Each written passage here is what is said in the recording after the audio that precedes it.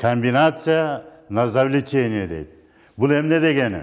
Kombinatsiya nazavlecheniya degende bu şahmatın bir prinsipti nemesi jolu, mındaycha aytganda. Biz kombinatsiya menen jertva berip, oşol özübüzdün aldığımızga koygan maksatты işke aşırabız şahmat oyunu boyunca.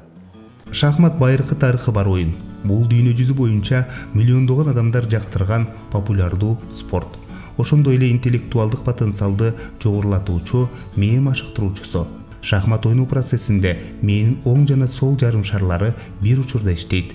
Алардын шайкеш өнүгүшү шахматтын негизги пайдасы. Оюндун жүрүшүндө логикалык жана абстрактуу ой жүгүртүү активдүү жүрөт. Ошондуктан бүгүнкү күндө шахмат оюнуна кызыккан жаш жеткинчектер көп. Келечек балдардын чыгармачылык борборундагы эң көп бала катышкан ийрим. Эки группа, эки мугалим иштейбиз. Бул жерде мен 2-нчи, 4-нчи, 6-нчы күндөрү иштейм. Эртең менен саат 9-дан 12-гече, 2-ден 4-5-ге чейин биз ушул жердебиз. Шахмат ийримине балдарды мектеп курагынан баштап кабылга баштайт. Көпчүлүгү өзүнүн кызыгуусу менен келсе, айрымдардын ата-энеси каалап алып келишет. Sen ушул кодду кандай максат менен жүрдүң? Азыр сен бир фигура берип коюшуң мүмкүн го. Же келечекте дагы бир обманный ходуң бар болсо, анда айт.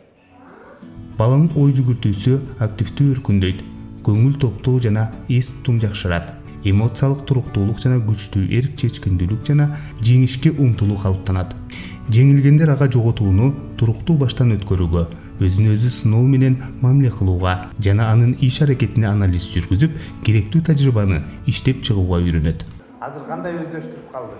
Жакшы эле. Жакшы эле? Мисалы, ийилге жетесиңби дайым эле? Ооба. Шахмат менен бир күндө канча убакыт машыгасың? Менби? Ооба.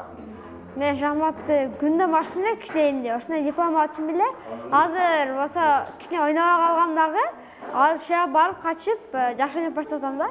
Биринчи келгенде кыйын болгон. Кыйын болду, э? Азыр мисалы окуп да турасыңар, ийиликке жетиш үчүн, э? Үйгө тапшырмаларды так эле аткарып келесиңби? Үйдө болсо атаман мурда жеңилчүмүн. Азыр жеңилбейсиң. Мен шахматка кызыгам, анткени мен шахматтан чемпион болгум келет, дагы акылдуу болгум келет.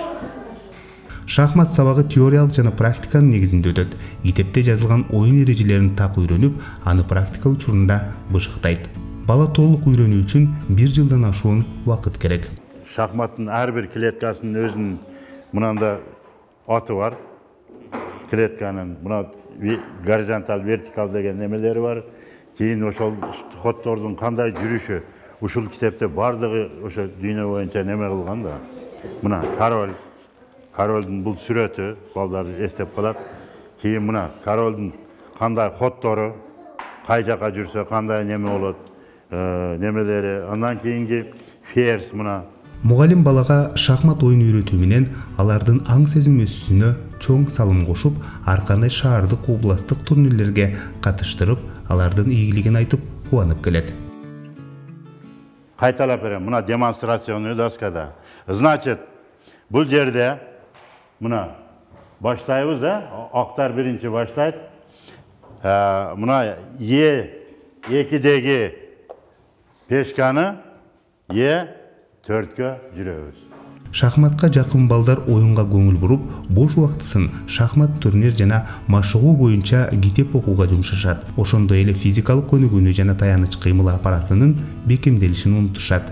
Шахмат зыяндуу эмес, пайдалуу болуш үчүн негизги эрежелерди так сактоо керек. Оюн учурунда эс алууга да убакыт бөлүп, жеңил көнүгүүлөрдү жасап туруу талапка ылайык. 3-төгө ферзибиз кайерге барат?